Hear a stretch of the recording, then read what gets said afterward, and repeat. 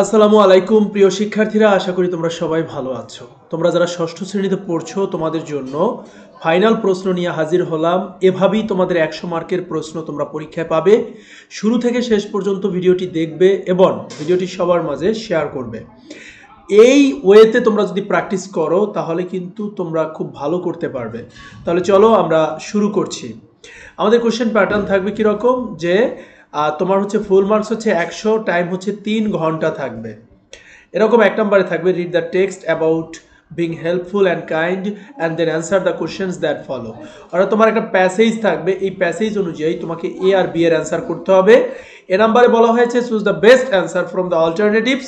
অর্থাৎ তোমার কি করতে হবে, এই যে 4টা অপশন থাকবে, অপশন থেকে অ্যান্সার বের করে তোমাকে উত্তর করতে হবে। এই যে এখানে কিন্তু আমি অ্যান্সারগুলো দিয়ে দিয়েছি। 2 নম্বরে থাকবে বিতে থাকবে হচ্ছে শর্ট অ্যান্সার, অর্থাৎ কোশ্চেন অ্যান্সার থাকবে, তোমাকে কিন্তু কোশ্চেন অ্যান্সার দিতে হবে। 5টা কোশ্চেন অ্যান্সার থাকবে, তোমাদের সেগুলোর উত্তর করতে হবে। এরপরে এই যে দেখো, তার মানে এ আর বিতে হচ্ছে একটা হচ্ছে তোমার এমসিকিউ আর একটা হচ্ছে কোশ্চেন অ্যান্সার, শেষ।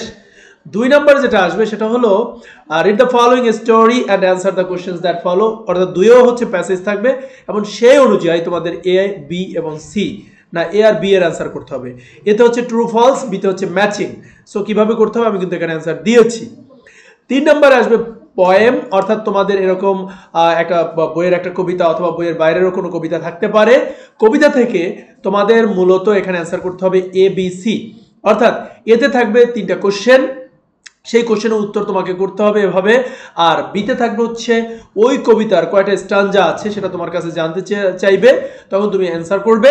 আর সিতে থাকবে হচ্ছে রাইমিং ওয়ার্ডস, অর্থাৎ কোন ওয়ার্ডের সাথে কোন ওয়ার্ডের মিল আছে, এরকম তোমাদের 1 2 3 4 5 6 এরকম 6টা বক্স থাকবে, তোমাকে রাইমিং ওয়ার্ড মিলিয়ে লিখতে হবে। সো এই হচ্ছে তোমাদের প্যাসেজের পার্ট। এরপরে আছে গ্রামার পার্ট। গ্রামার পার্টে তোমাদের 4 নম্বরে থাকবে পাঞ্চুয়েশন মার্কস, অর্থাৎ এই পাঞ্চুয়েশন মার্কসগুলো দেওয়া থাকবে না, তোমাকে পাঞ্চুয়েশন মার্কসগুলো বসাতে হবে। পাশে হচ্ছে তোমাদের অ্যাডজেক্টিভ বের করতে হবে, অর্থাৎ এই একটা ছোট প্যাসেজের মতো দেওয়া থাকবে, এই প্যাসেজ থেকে তোমাকে অ্যাডজেক্টিভ বের করতে হবে। অ্যাডজেক্টিভ বের করে সেটা বসাতে হবে এবং ওর সিনোনিম লিখতে হবে। তো এখানে কিন্তু আমি দেখিয়েছি কিভাবে, যেমন সেরিন, তারপরে তোমার জাইগ্যান্টিক, জেন্টেল, লাশ, ক্রিস্প, এগুলোর হচ্ছে সিনোনিম কিন্তু এখানে দেখিয়েছি। তারপর পিতে থাকবে হচ্ছে একটা কনভারসেশন এবং এখান থেকে তোমাকে 3টা সেন্টেন্স তোমার হচ্ছে কি করতে হবে, লিখতে হবে। এবং সেন্টেন্স লিখে হচ্ছে তোমার এই সেন্টেন্সের মধ্যে আবার 5টা অ্যাডজেক্টিভ থাকতে হবে। অর্থাৎ এই যে তুমি 3টা সেন্টেন্স লিখবা, আবার 3টা সেন্টেন্সের মধ্যে কিন্তু তোমাকে 5টা অ্যাডজেক্টিভ রাখতে হবে। সি নাম্বারে হচ্ছে প্যাসেজ পড়তে হবে এবং এই প্যাসেজ পড়ার পর তোমাকে অ্যাডজেক্টিভ আইডেন্টিফাই করতে হবে এবং কোন নাউনকে রেফার করতেছে সেটা তোমাকে উল্লেখ করতে হবে, অ্যাডজেক্টিভ এবং নাউন।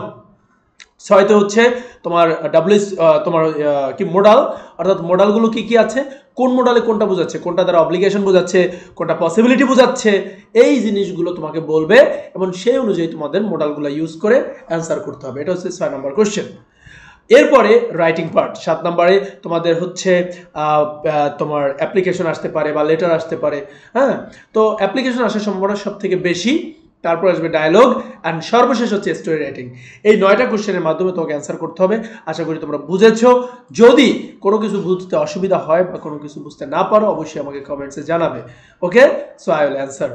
যাই হোক, সবাই ভালো থাকবে, সুস্থ থাকবে, আল্লাহ হাফেজ।